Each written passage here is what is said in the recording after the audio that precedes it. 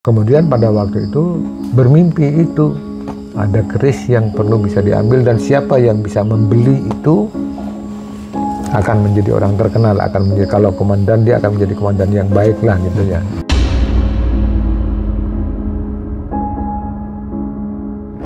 Kita berangkat semua dengan bekal seadanya Pak gitu.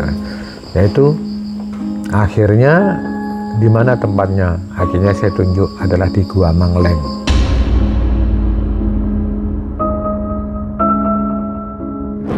Tujuh takir jenang putih itu adalah siang hari putih, jadi siang hari terang. Terus 7 takir jenang hitam 7 malam. Berarti harus dibeli dengan 7 hari 7 malam. Iya betul saya gitu. Iya betul, tapi disuruh lepas bitingnya.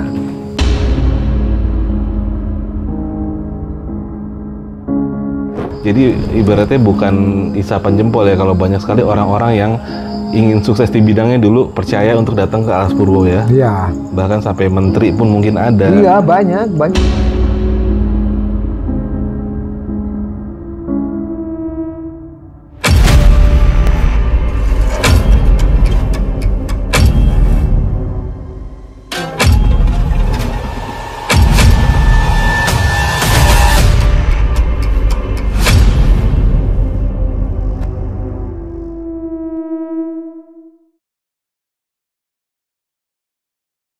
Assalamualaikum brother, ketemu lagi di channel Jajah Malam. Ya, gue masih di Banyuwangi, masih di rumah Pak Suto. Beliau adalah salah seorang bekas petugas polisi hutan yang 36 tahun mengabdi. Dan banyak sekali kisah-kisah beliau yang mungkin menarik untuk kita angkat ya. Salah satunya yang ingin gue dengar dari Pak Suto hari ini adalah, dulu mungkin kalau anak-anak yang lahir di tahun 90-an masih ingat dengan sosok seorang dalang senior yang dulu sangat kondang, yaitu mungkin Ki Mantep ya kalau nggak salah namanya Pak ya. Ki Dalang Sabet, Ki Dalang Sabet Mantep Sudarsono. Kita nyebutnya dulu dan tahunya Ki Mantep Sudarsono. Ya. Dan ternyata Ki Mantep Sudarsono di awal merintis karirnya itu sempat mendatangi Alas Purwo, dan dia saat itu kebetulan langsung ketemu dengan Pak Suto ya Pak ya. Iya. Jadi Bapak tahu betul prosesinya dia seperti apa. Iya. Sampai akhirnya di ujungnya Ki Mantep ini ngedalang di tengah hutan Alas Purwo, bro. Lu bayangin. Gokil nggak? Yoi. Lu pengen tahu kan ceritanya? Langsung aja, Pak Suto, apa kabar? Kabar baik. Assalamualaikum warahmatullahi wabarakatuh. Waalaikumsalam, Pak Suto. Nah, Pak Suto, saya pengen mendengarkan kisahnya Ki Mantep itu waktu dulu awal merintis karirnya, kan datang ke sini. Saat itu kondisi masih belum seperti ini, Pak ya? Oh, sangat menderita sekali. Mobil aja masih belum bisa ya? Iya, mau menuju Alas Purwo, mau menuju Rawabendo, tempat tiket itu. Itu mobilnya Pak Mantep itu sempat kecelet dan itu diseret sama Cikar. Karena mobilnya mobil pendek, mobil sedan itu. Dan mater bannya? Iya, itu di lumpur. Cikar itu apa, Pak? Cikar itu adalah kendaraan yang ditarik dengan sapi? Dengan sapi. Nah. Oh, ditarik sapi? Iya, ditarik sapi itu. Iya. Oke, lo pengen tahu kan ceritanya? Pak Suto, saya nggak akan motong lagi. Tolong diceritakan, ini pasti seru. Iya. Yeah. Ki Haji Mantep Suedarsono adalah seorang dalang wayang kulit ternama yang berasal dari Surakarta. Karena keterampilannya dalam memainkan wayang, ia pun dijuluki para penggemarnya sebagai dalang setan. Ia juga dianggap sebagai pelopor perpaduan seni pedalangan dengan peralatan musik modern. Beliau sangat dikenal dalam dunia perwayangan, bahkan beberapa tokoh sering mendatangi beliau. Tapi ternyata Pak Suto mempunyai satu kisah menarik tentang Ki Mantep. Di saat beliau masih belum terkenal, beliau sempat melakukan ritual di Alas Purwo, dan Pak Suto adalah orang yang mengantarnya ke salah satu goa di Alas Purwo. Bagaimana kisahnya? Mari simak sampai habis. Alhamdulillah saya menjadikan itu, dan mudah-mudahan juga para pemirsa ya, mudah-mudahan juga masih betah dengan cerita saya. Ya, yang jelas yang saya ceritakan adalah bukan satu kebohongan. Ceritanya tidak bagus, tidak serem, tapi yang penting ini adalah sesuatu yang nyata. Jadi Pak Mantep pertama kali datang ke Alas Purwo tujuannya bukan kepada Pak Suto. Tujuannya adalah ke Alas Purwo ngelakoni kan gitu ya, mencari orang yang siapa yang bisa membantu, siapa yang bisa ini dah gitu. Untuk hajatnya dia. Ya untuk hajatnya dia mencari sesuatu kan gitu. Kemudian bertemulah saya di pos Rowobendo. Pos sekarang itu ya? Ya pos yang tepat itu, tempat tiket itu. Nah, saya bertugas di situ pada waktu itu, datang Pak Mantep itu. Dan karena mau malam hari itu, kalau kita jagongan itu dengan apa gitu, pertama kali saya jagongan dengan Pak Mantep dengan lampu penerangan, lampu ublek. Lampu ublek itu lampu minyak dikasih sumbu, baru dikasih. Kalau di Jakarta namanya lampu sentir. Nah, lampu sentir, lampu sentir itu. Pada waktu itu Pak, gimana kalau ini dikasih lampu petromag itu apa? Memang saya ada petunjuk Pak. Ada lampu petromag 2 dan kemudian ada sepeda motor saya gitu. Ya pada waktu itu petugas belum ada yang punya sepeda motor. Gitu ya. Sepeda gayung aja enggak semuanya punya kan gitu kan ya. Nah itu. Akhirnya besoknya dibelikan oleh Pak Mantep itu lampu petromag itu 2. Itu. Yang bulat mengkilap itu ya? Iya, yang mengkilap yang mahal dipompa itu. Pada waktu itu saya masih ingat harganya adalah 27.000. Zaman itu 27.000. Iya. Gaji saya aja sebulan cuma 16.000. Jadi gaji saya sebulan nggak cukup untuk beli lampu itu gitu lah. Itu akhirnya dibelikan Pak Mantep itu. Nah, kemudian kita bisa jagongan, bisa melek di situ. Terus apa yang ditahu Pak Suto, apa yang aneh-aneh di Alas Purwo ini Pak Mantep banyak-banyak. Jadi semalam itu kita jagongan. Ngobrol lah. Ngobrol lagi ya. Ngobrol terus ngobrol. Pada satu titik tertentu gimana Pak Suto, saya kira-kira harus menjumpai siapa. Ya tunggu petunjuk Pak. Yang penting nanti kita mau tidur, mau apa gitu. Kita mensucikan diri, kita ambil wudhu gitu. Saya agamanya bukan Islam Pak gitu. Oh, Ki Mantep bukan agama Islam dia? Iya, dulu belum agama Islam. Jangankan menyandang nama Pak Haji Mantep Sutarsono, dulu belum haji, belum gitu. Oh. Itu. Ya, kemudian pada waktu itu kita melek bareng. Setiap malam melek bareng, terus kemudian ada satu petunjuk dalam mimpi. Ada keris yang mesti diambil kalau mampu pasti menjadi orang yang hebat lah gitu ya, menjadi pemimpin atau menjadi apa kan gitu, tergantung dari bidangnya. Nah, pada waktu itu adalah Pak Suluh Darmaji yang Direktur Ancol itu, Pak Jemadi, dan juga Pak Patmo tukang kendang itu, sekarang saya yakin juga masih hidup Pak Patmo itu.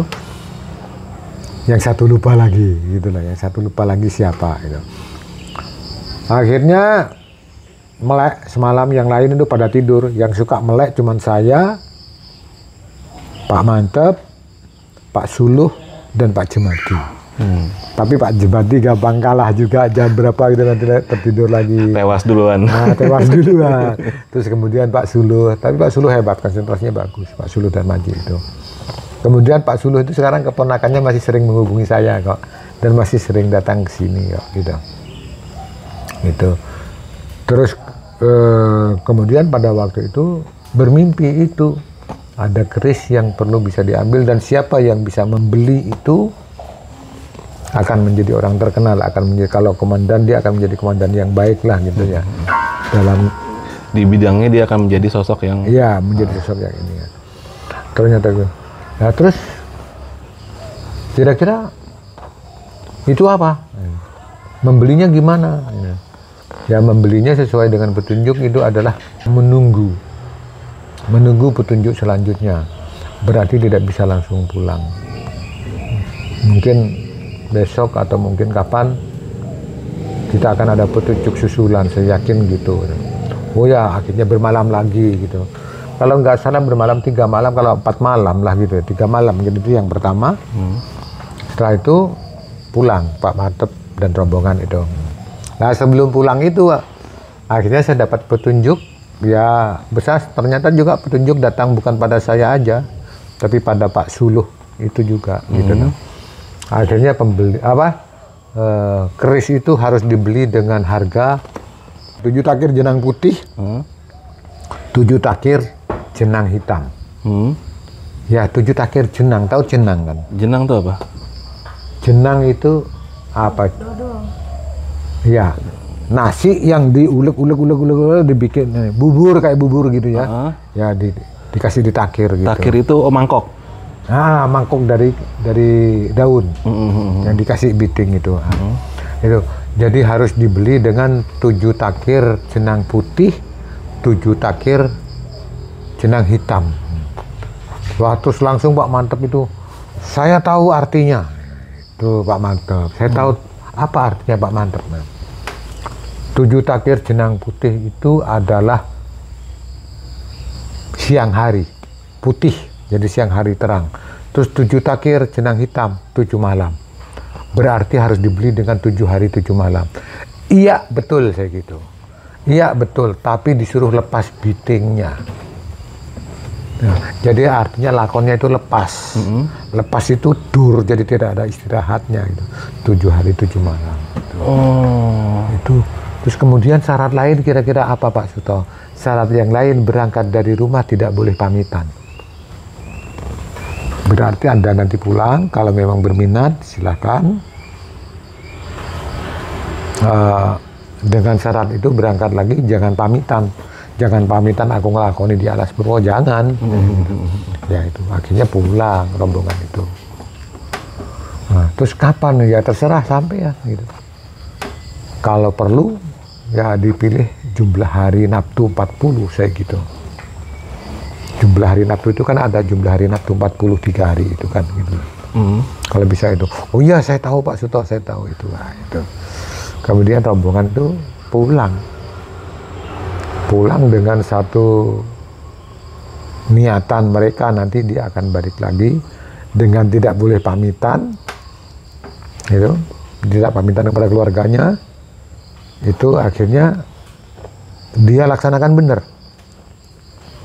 Kalau nggak salah waktunya mungkin 3 minggu atau 2 minggu lah pada waktu setelah itu. Ya Pak Mantep datang lagi bersama rombongan itu. Ya rombongan itu lagi. Pak Jemadi juga ikut. Mudah-mudahan Pak Jemadi ini masih hidup. Kalau mendengar channel ini, mudah-mudahan Pak Jemadi ini menghubungi saya. Karena yang masih hidup itu Pak Jemadi atau Pak Patmo, tukang kendangnya Pak Mantep itu. Itu. Terus satunya lagi saya lupa kok itu. Nah, akhirnya datang lagi, saya tanya, semuanya tidak pamitan, niat lakon. Siapapun yang bisa mendapatkan keris itu, silakan. Ternyata yang benar-benar antusias pada waktu itu mendapatkan keris itu adalah 2 orang, yaitu Pak Mantep dengan Pak Suluh Darmaji. Itu. Nanti nggak tahu siapa yang menang kan gitu kan ya. Oh berarti di antara semua ini hanya satu yang akan dapat? Ya iya. Iya. Gitu. Akhirnya yaitu, Pak di mana itu tempatnya itu kan gitu, datang lagi, sudah ini Pak sudah pamitan sama keluarga, katanya enggak boleh pamit. Iya memang enggak pamit, sudah kita enggak pamit, kita berangkat semua dengan bekal seadanya Pak gitu. Yaitu akhirnya di mana tempatnya, akhirnya saya tunjuk adalah di Gua Mangleng. Di Gua Mangleng. Nah di situ. Kalau sekarang itu sebelum tiket itu belok kiri, sebelum pos tempat tiket itu belok kiri. Oke. Di situ. Ya tapi alangkah baiknya kalau pengunjung mau ke sana, ya sebaiknya karena itu di kawasan Taman Nasional, sebaiknya datang dulu di pos perizinan, pos tiket penjagaan itu, kita bayar tiket di situ baru kita masuk. Sebaiknya begitu. Akhirnya pada waktu itu Pak Mantep datang bersama rombongan. Saya antar jemput makanan macam-macam, apa itu bahan ini, yang rokok lah, yang apa, yang mie lah. Akhirnya pada ngelakoni di situ masak, yang nungguin kan butuh makan. Kalau untuk Pak Mantep dengan Pak Suluh pada waktu itu sudah nggak butuh makan, nggak butuh minum. 7 hari 7 malam niat mereka. Nggak boleh makan, nggak boleh minum? Nggak boleh, lepas bitingnya itu lepas semua. Nggak mati ya? Nggak mati 7 hari 7 malam nggak makan nggak minum? Nggak, cuman tergeletak. Lemas ya? Ya, lemas tergeletak, kemudian selesainya itu dikasih tajin. Tahu tajin? Air beras. Nah, air beras. Iya. Itu. Waktu kita ngeliwat kan ada tajinnya itu yang seperti lendir itu, ya itu yang kita kasihkan itu. Tuh. Nah, pada waktu itu, berjalan waktu itu ya paling wirawiri, paling capek ya maaf aja saya dapat petunjuk, saya lakoni, mudah-mudahan berhasil yang lagi ngelakoni ini gitu ya, mudah-mudahan. Ternyata yang berhasil adalah Pak Mantep. Berhasilnya gimana tuh akhirnya dia? Ya berhasilnya tahu-tahu di dalam ini kelihatan apa, sedikit bercahaya ya, bercahaya itu, ada sinarnya gitu, ada cahaya. Terus kemudian setelah itu, setelah kita bangunkan, ternyata di punggungnya ini ada keris. Ada keris, tapi waktu itu belum ada rangkanya. Gagang. Ya, gagangnya belum ada, gitulah. Ada keris itu. Terus kemudian matanya melek gini. Nah, kita bangunkan, kita bantu. Dia cuman berbisik, alhamdulillah, Pak Suto, saya berhasil Pak Suto. Ya, alhamdulillah Pak, berhasil. Tapi sampean jangan banyak ngomong dulu, saya juga nggak mau cerita sampean dulu. Kita sehatkan dulu sampean sampai bisa jalan, sampai bisa ngomong. Iya, itu orang-orang itu kasih saran, kasih makan tajin kan gitu ya. Padahal dia kan non muslim ya, tapi dia tetap alhamdulillah ngomongnya. Iya, iya, wong dia dalam pentas wayang aja dia sholawatan, dia bukan orang muslim. Oh gitu. Iya. Oke. Itu akhirnya itu berhasil itu. Bermalam lagi semalam di situ supaya kita kuat jalan, karena harus jalan gitu ya, dari Gua Mangling sampai ke Rawabendo gitu ya. Ada sedikit dibantu sepeda, itu aja sedikit jaraknya kok gitu. Nah itu akhirnya begitu sampai berhasil di sana, semuanya alhamdulillah, semuanya bersinar, semuanya juga seneng, walaupun yang berhasil cuma Pak Mantep aja kan gitu ya, termasuk Pak Suluh itu. Nah itu sangat suka sekali, orangnya baik. Pak Suluh juga bukan orang muslim, orang Nasrani. Oh gitu? Iya. Gitu. Ya akhirnya sampai di pos lagi, kemudian siap-siap, katanya terus akhirnya dia mohon pamit. Nah, mohon pamit, dan sebelum pamit itu dia minta petunjuk, dengan keris itu mesti diapakan Pak Suto? Dibikinkan warangkanya, segitu. Dibikinkan warangkanya. Gagang dan sarung. Sarungnya. Dan warangkanya itu, keris itu minta dari emas, segitu. Wah, emas mahal. Ya, minta dari emas dengan gagangnya sungu gitu ya, gagangnya sungu. Pokoknya ada lapisan emas atau gimana, pokoknya minta dari emas. Wah, iya gitu ya. Ya nggak tahu pada waktu itu Pak Mantep itu kaya atau tidak ya. Akhirnya dia memaksakan diri membuat warangka dari keris itu, akhirnya dibuat dari emas, yang kemudian keris itu digunakan untuk mentas setiap saat kemana-mana. Nah nggak tahu keris ini sekarang apakah dipegang Bu Mantep atau dipegang anaknya siapa, Pak Modot, Mas Modot atau siapa namanya anaknya Pak Mantep itu, yang lagi dalang itu sekarang itu. Nah itu benar-benar terbukti Pak Mantep begitu dapat itu dibikinkan warangka emas. Tidak lama, kalau 3 hari apa 7 hari kemudian Pak Mantep dipanggil Pak Soeharto untuk dalang di Taman Mini Indonesia Indah. Nah, itu. Langsung tuh ya? Iya, ya kira-kira 7 hari lah setelah itu keris itu jadi. Ya. Termasuk saya kasih cempolo. Cempolo itu alat untuk dalang itu, yang untuk nutuk-nutuk, dok. Oh, kayu pukulnya itu? Ya, itu saya kasih itu. Itu juga membawa yoni tersendiri, saya yakin kan gitu ya. Ya ternyata Pak Mantep bener.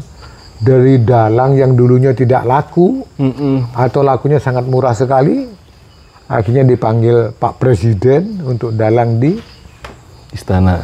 Taman Mini. Taman Mini. Ya, Taman Mini, terus kemudian ke Istana, terus kemana itu akhirnya berjalan kemana-mana, akhirnya Pak Mantep itu menjadi dalang yang keren itu. Tuh. Nah itu kalau nggak salah saya dengar dia sempat juga ngedalang di tengah alas purwo, Pak. Iya. Setelah dia sukses dalang di mana-mana, Pak Mantep akhirnya menjumpai saya kembali pada waktu itu. Nelpon bukan pakai telepon seperti sekarang, HP atau enggak. Dulu masih telepon kering itu. Telepon rumah? Dia telepon Taman Nasional, kantor kita gitu. Dia ingin ketemu sama Pak Tin Suto. So, akhirnya aku dipanggil itu supaya ke kantor. itu di Banyuwangi. Katanya ada telepon penting gitu. Dari mana? Dari Karanganyar, Solo gitu ya. Nah itu akhirnya saya datang ke sana, nanti jam sekian orangnya telepon. Nah gitu. Akhirnya dia telepon, dia ingin pentas, dia ingin dalang di Alas Purwo. Nah kemudian saya gini, kalau mau dalang di Alas Purwo, malah ini silahkan diurus izinnya. Yang berhak mengizinkan bukan saya di Alas Purwo kan Petugas. cuman sebagai petugas yang ada di bawah gitu ya. Mungkin izinnya apa ke dirjen ataukah ke menteri atau siapa, silakan diurus izinnya. Nah, terus kemudian dibantu oleh umat Hindu. Jadi pendanaannya Pak Mantep itu datang itu juga dibantu oleh umat Hindu yang ada di Alas Purwo itu. Oh, pura sini. Iya. Iya. Itu. Akhirnya dibantu oleh umat Hindu itu, akhirnya Pak Mantep juga dengan izinnya, nggak tahu dengan Pak Suluh, ya, Pak Suluh pada waktu itu adalah anak buahnya Pak Wiranto atau gimana gitu, dibantu oleh beliau itu ternyata bisa dapat izin dalang di dekatnya Pos Rawobendo. Pas Rawobendo itu kan ada naik ya, ada naik, nah, baru di atas itu dijadikan tempat wayangnya Pak Mantep. Tapi itu kan di tengah hutan, Pak. Siapa yang mau datang? Awalnya kita memperkirakan tidak ada yang datang. Tapi karena Pak Mantep sudah punya nama, ini adalah Ki Dalang Kondang yang pernah dipanggil ke istana, kemudian di Taman Mini kan gitu ya. Akhirnya yang datang juga banyak, akhirnya penonton juga banyak. Oh gitu? Iya, banyak gitu. Nah dan kemudian saya ceritakan kemarin pas waktu pentas wayang lagi rame-rame, belum limbuan ya, belum goro-goro, itu ada ular yang jatuh. Dari pohon? Ya, dari pohon, dari pohon langsung jatuh di tempat penonton? Bukan penonton, para yoga yang nabuh-nabuh ini. Itu. Wah, rame geger gitu. Oh, terus ini gimana Pak Suto? Ini gimana Pak Suto? Ya udah lanjut, hilang ularnya udah gitu. Begitu jatuh udah hilang gitu. Nggak tahu ular beneran, nggak tahu ular siluman, saya nggak tahu. Sempat heboh waktu itu gitu. Akhirnya ularnya pergi. Kayak gitu. Ya sudah bisa dilanjut saya gitu. Nah, pada waktu itu mulut saya sangat dipercaya dengan orang-orang gitu, karena ini yang bibirnya Pak Suto kan gitu kan ya. Ini akhirnya berjalan sampai selesai, berhasil selamat sampai selesai. Oh gitu. Itu kisahnya Ki Mantep awal-awal merintis karirnya saat itu ya. Iya. Jadi ibaratnya bukan isapan jempol ya, kalau banyak sekali orang-orang yang ingin sukses di bidangnya dulu percaya untuk datang ke Alas Purwo ya. Iya. Bahkan sampai menteri pun mungkin ada. Iya, banyak saya tahu juga, cuma saya nggak bisa sebut satu persatu gitu. Kalau dibuka ketahuan deh lo ya kan. Oh gitu. Iya, bahkan sampai Gus Dur pun Bapak sempat bertemu ya ke sini ya. Dan akhirnya Ki Mantep ini beliau ini meninggal di tahun berapa Pak ya kalau nggak salah itu? COVID kemarin. Oh, beliau kena COVID? Iya, kena COVID. Jadi sebelum itu dia sempat nelpon, dia selalu ingin ketemu dengan saya, tapi saya mau ke sana juga nggak bisa karena pembatasan. Pembatasan COVID itu pergi ke sana nggak boleh, ke sana nggak boleh. Stop. Ya akhirnya saya nggak bisa ke sana. Jadi sebelum beliau meninggal itu beliau minta saya ke sana. Gitu. Tapi sampai saat ini pun hubungan Pak Suto dengan keluarga almarhum Ki Mantep ini masih terjalin Pak ya? Ya, terutama saya dengan Bu Mantep masih ini. Gitu. Ini Bu Mantep ini adalah kalau nggak salah, ini istri ke-8 ini. Ke-8? Iya, kalau nggak salah itu, gitu. Saya banyak istri-istri sebelumnya saya kenal, dengan istri pertama aja saya juga kenal. Saya pernah ke sana juga kok. Nah, satu pertanyaan lagi Pak, itu sebelum beliau di akhir hayatnya, apakah beliau akhirnya memeluk Islam atau gimana Pak? Ah iya. Jadi sebelum ini kemudian dia masih tenar-tenarnya dalang, baru tenar, dia kemudian menyatakan diri sebagai mu'alaf dan mau masuk Islam. Begitu masuk Islam dia naik haji. Aku naik haji? Iya, ya maaf aja, gurunya belum naik haji. Gitu. Amin, insya Allah Pak. Amin. Ya, oh gitu. Wah, ini kisah menarik bro ya. Jadi mungkin kalau yang anak-anak Gen Z ini nggak ada yang tahu siapa Ki Mantep yang sekarang ini. Tapi kalau yang mungkin anak 90-an ngerti ini Pak Mantep, Ki Mantep ini siapa. Dulu itu salah satu dalang kondang tanah air ya, bisa dibilang dulu. Bahkan membawa kepada perkenalan kepada dalang-dalang berikutnya seperti Pak Anom Suroto akhirnya kenal dengan saya gara-gara Pak Mantep, dengan Kidalang Pak Sakri juga, dengan Pak Darji Blitar itu banyak akhirnya dalang-dalang itu yang ingin kenal saya gitu kan ya gara-gara dengan Pak Mantep itu gitu. Berarti dari mulut ke mulut ya? Ya. Iya kan, wah Ki Mantep aja sukses mantep di sini nih. Gue juga pengen dong ya. Tapi ya itu tadi murid bisa jadi presiden, sang guru tidak pernah jadi presiden. Kebetulan di Indonesia belum pernah guru jadi presiden kan belum ada ya. Itu. Betul. Oke, ini kisah menarik yang gue pengen tahu sih sebenarnya. Tapi ya sebelum ini Pak, sebelum kita tutup ini, mungkin ada yang Bapak bisa tambahkan atau Bapak mau sampaikan dari kisah yang barusan proses perjalanan Ki Mantep yang kita ulas Pak. Ya begini, siapapun kita, dari yang orang yang tidak terkenal itu bisa menjadi terkenal, siapapun kita, yang penting kita ngudi kaweruh. Apa tuh?